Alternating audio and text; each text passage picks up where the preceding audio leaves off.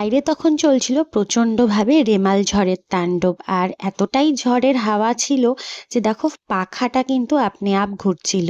তো যাই হোক, বর বলল খাবে হচ্ছে আজকে পেঁয়াজ রসুন ফোড়ন দিয়ে খিচুড়ি, তাই আমি মুগ আর মুসুরির ডাল একসঙ্গে মিশিয়েই খিচুড়িটা করেছিলাম।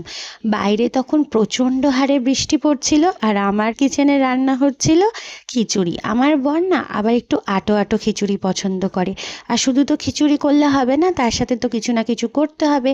তাই করে ফেললাম আমার খুব প্রিয় ডিম ভাজা।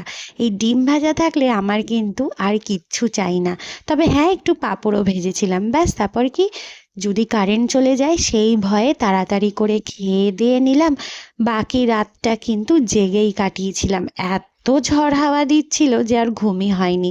ভিডিওটা ভালো লাগলে লাইক অ্যান্ড কমেন্ট করে দিও। চ্যানেলে নতুন এলে সাবস্ক্রাইব করতে ভুলো না কিন্তু। দেখা হবে আবার পরবর্তী শর্টসে।